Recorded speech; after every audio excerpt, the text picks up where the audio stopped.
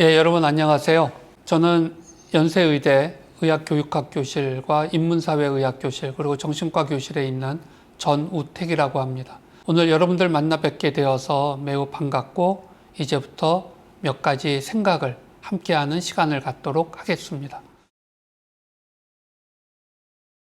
오늘 제가 여러분들한테 말씀드리려고 하는 것은 한반도 건강 공동체라고 하는 것의 의미를 함께 생각하려고 하는 것입니다. 순서는 보시는 바와 같은 내용으로 진행이 될 텐데, 북한에서 단거리, 장거리 미사일을 쏠 때마다 전 세계는 경악하곤 하지만 그것의 가장 큰 위협을 받는 것은 대한민국입니다.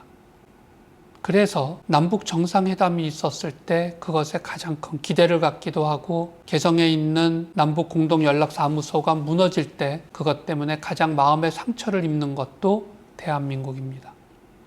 그러나 북한의 식량 사정이 힘들어져서 여러 가지 어려움이 있다는 이야기를 들을 때 그것에 대해서 가장 마음 아파하는 나라도 전 세계에서는 대한민국이 어떻게 보면 유일합니다.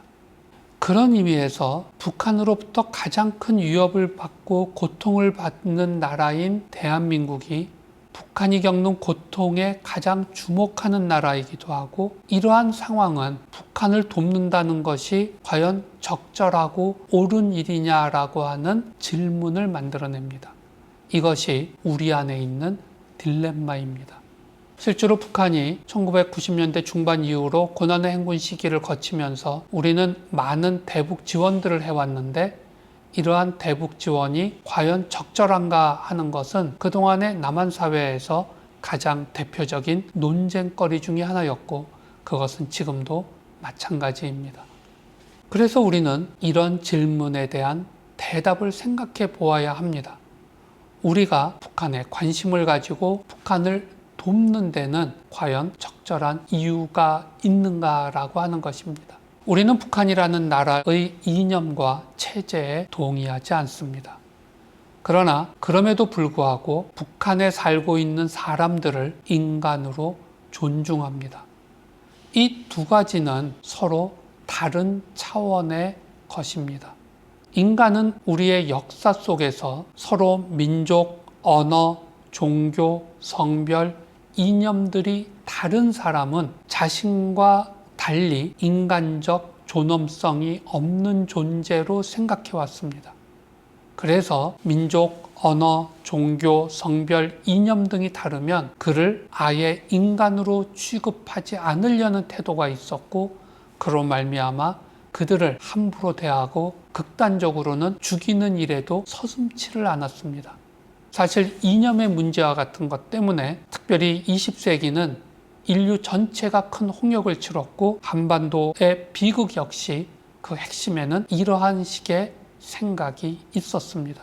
그래서 자신과 다른 조건을 가진 인간에 대한 태도, 이것은 인간의 본질적 존엄성에 대한 존중과 함께 연계되어야만 하였고, 이것이 연계되어 가는 그 과정이 사실은 인류 정신사의 진보의 역사였습니다. 우리가 텔레비에서 가끔씩 보는 북한의 평양거리는 매우 발전되어 있고 세련되어 있기 때문에 언뜻 생각하면 북한도 잘 사네, 이런 생각을 하게 될지 모릅니다. 그러나 그것은 북한의 전체 인구 중에 5%도 안 되는 사람들의 모습입니다. 나머지 95%의 사람들은 일반적으로 장마당에서 그날 먹을 것을 위한 생존 투쟁을 해야만 가까스로 살 수 있는 어려움 속에 놓여 있습니다. 우리가 북한에 대하여 관심을 갖고 그들을 도와야 되는 첫 번째 이유는 북한에서 고통을 받고 있는 2천만 명이 넘는 평범한 사람들이 모두 인간으로서 존엄성을 가진 소중한 존재들이기 때문입니다. 1958년에 만들어진 미국 영화 중에 The Defiant Ones라고 하는 영화가 있습니다. 이 영화는 흑인들에 대해서 극단적인 편견을 가지고 있는 백인과 백인들에 대해서 극단적인 인종적 증오를 가지고 있는 흑인이 감옥에 갇혀 있다가 다른 감옥으로 이송돼야 되는 일이 발생을 했는데, 우연히 두 사람은 하나의 쇠사슬에 묶여서 호송차를 타게 됩니다. 그런데 이 호송차가 강을 지나가다가 그만 전복되는 사고가 터지게 되었고 두 사람은 그때부터 탈출을 할 수 있는 기회를 갖게 됩니다. 그러나 두 사람은 쇠사슬로 같이 묶여 있었기에 자신이 매우 증오하는 상대방은 죽고 나만 살아나가기를 원했는데 그것이 불가능하다는 사실을 점차 알아가면서 두 사람이 대화도 하고 관계를 만들어가는 이러한 이야기로 영화가 진행되어 갑니다. 실제로 남아공의 노벨 평화상 수상자로 계신 데스몬트 투투 주교가 남아프리카 공화국에서 있었던 진실과 화해위원회 위원장으로서 운영을 했던 그 경험을 갖고 쓴 책이 용서 없이 미래 없다라는 책입니다. 우리나라에서도 홍성사에서 번역이 되어 있는데 이 책에서 그는 조금 전에 제가 소개했던 스탠리 크레머 감독의 작품 The Defiant Ones를 이야기합니다. 그러면서 그는 하나님은 우리를 한 사슬에 매어 놓으셨다라는 이야기를 합니다. 흑과 백 사람들을 모두 다 한 사슬에 매어 놓으셨다는 거예요. 실제로 마틴 루터 킹은 흑백 갈등이 극심했던 그 시절에 현재를 흑인과 백인이 같이 사는 방법을 배우지 못한다면 우리는 바보같이 함께 죽을 것이다 라는 이야기를 합니다. 남과 북은 그야말로 몇천 년의 역사를 함께하고 왔는데 1945년에 분단이 이루어지게 됩니다. 우리가 언뜻 생각하면 남과 북이 분단된 것처럼 보이고 그냥 각자 알아서 잘 살면 되는 것처럼 생각하는 젊은 세대가 등장하게도 되었습니다. 그러나 사실 한반도는 전 세계 4대 강국의 딱 한가운데 놓여 있는 매우 특수한 지정학적 상황을 갖고 있을 뿐 아니라 우리가 지금 경험하고 있는 이 분단은 한반도의 문제를 넘어선 전 세계의 문제가 되어 있습니다. 우리가 왜 북한에 대하여 관심을 가져야 되고 만일에 가능하다면 도와야 하는가라는 것의 대답 중에 두 번째는 남한과 북한은 서로 도와야만 역사의 깊은 도랑에서 함께 빠져나갈 수 있기 때문입니다. 나 하나만 이 역사의 도랑에서 빠져나가려고 애를 써봤자 그거는 본질적으로 불가능하다는 것입니다. 결국은 함께 노력해야만 우리는 이 역사의 도랑에서 빠져나갈 수 있고 살아날 수 있다는 것을 우리는 생각하여야 합니다. 6.25의 잿더미 속에서 남한은 기적적인 경제 성장을 이루었습니다. 이것을 우리 모두는 매우 기쁘고 자랑스럽게 생각하지만 대한민국은 OECD 국가 중에 압도적인 자살률 1위 국가입니다. 이렇게 잘 살게 되었는데 왜 이렇게 자살을 하는 나라가 되었는가? 동시에 북한은 저렇게 큰 경제적인 어려움 속에 있고 전 세계의 모든 공산주의 국가가 이제는 다 자유민주주의 자본국가 체제로 바뀌었는데 북한만 저런 식의 폐쇄적 3대 세습 국가를 형성하면서 고통 속에 살고 있는 거예요.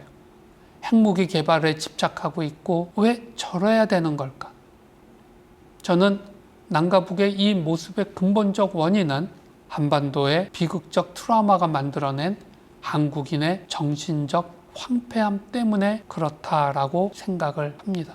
결국은 저 트라우마에서 벗어나질 못하면서 나름대로 그것을 해결하려고 몸부림치는 것이 남과 북에서 모두 병적으로 나타나고 있다고 보는 겁니다.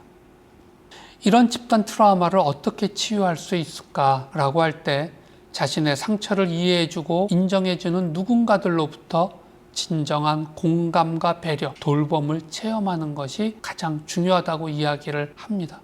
그리고 이러한 가운데 도움을 받는 자뿐만 아니라 돕는 자들이 치유됨을 경험한다고 이야기를 하는데 남과 북은 사실은 서로가 서로에게 가해자였을 뿐 아니라 피해자였기 때문에 서로가 서로를 이해해주고 공감과 배려, 돌봄을 베푸는 것이 사실은 이 집단적 트라우마에서 벗어날 수 있는 가장 중요한 요소라는 거예요. 북한을 위로할 수 있는 나라가 남한 말고 전 세계에 없습니다.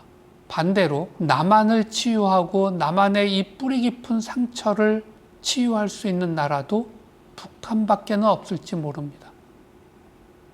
그런 의미에서 우리가 북한에 대하여 관심을 가져야 되는 이유는 남한과 북한 사람들의 내면 세계 황폐함을 치유하여야 되기 때문이라는 거예요. 우리가 궁극적으로 추구해야 될 목표는 무엇일까요? 그것이 남북 정상회담이든 또는 북한에 대한 대북 식량 지원이든 가장 중요한 목표는 한반도의 평화를 만드는 것입니다. 힘에 의한 통일이 아닌 평화 공존이 먼저 추구되어야 합니다. 두 번째는 남한이 더 나은 사회가 되도록 하는 것입니다.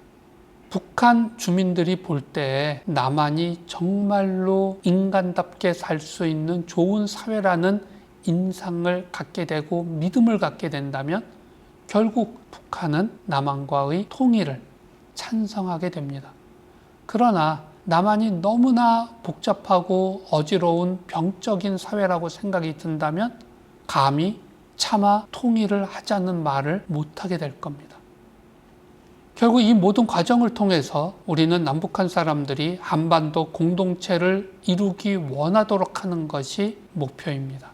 한반도 공동체는 한반도에 존재하는 두 개의 국가가 평화 공존과 상호 번영을 이루도록 서로 돕는 것이 자신과 자기 자녀들의 미래의 삶에 더 좋다는 확신을 갖는 그러한 공동체를 만드는 것을 의미합니다. 그런 의미에서 여러분들은 지금 한반도 건강 공동체 준비라는 강의를 듣고 계십니다. 이것은 저희가 통일보건의료학회에서 이번 8월 1일자로 출간한 책의 표지이기도 하고 여러분들이 이 강의 시리즈를 들으시면서 가장 참고하실 수 있는 책이기도 합니다. 저는 이 책의 1장에서 한반도 건강 공동체 준비에서 우리가 고려할 사항들을 다음과 같은 5가지로 이야기한 바가 있습니다.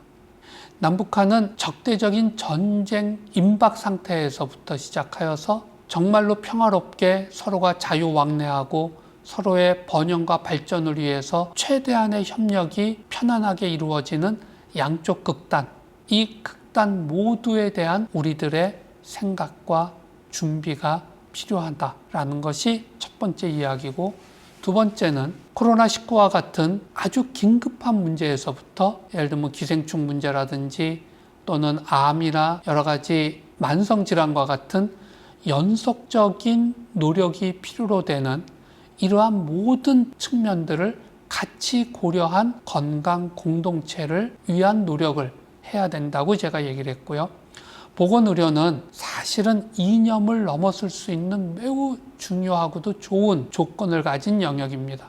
이것은 생명과 건강을 위해서 서로가 함께 협력하는 거지 누구의 이념과 체제가 더 우월한가를 보여주는 게 아니다라고 생각할 수 있다는 거죠. 보건의료 문제는 어차피 재정이 소요되는 일입니다.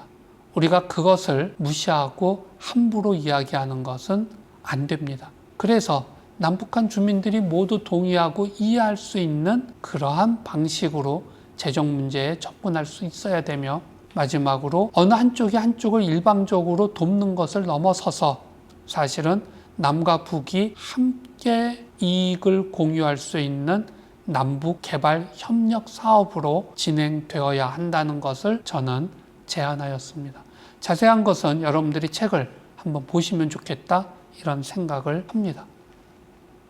이 강의를 듣고 계시는 우리 젊은 세대들은 우리 한민족 5,000년 역사, 아니 1만 년 역사에서 정말 특별한 존재들입니다. 여러분들의 행동과 여러분들의 메시지가 지금 전 세계 젊은이들과 전 세계 사람들에게 호소력을 갖고 공감을 일으키고 영향력을 갖게 되었습니다. 저는 그것이 너무나 자랑스럽고 너무나 행복합니다. 그런데 우리 한민족이 전 세계에 K-팝이라고 하는 음악이나 K-드라마를 보여주는 것을 저는 넘어설 수도 있어야 된다고 생각합니다. 그것은 바로 K-메시지를 만들어내야 한다는 겁니다.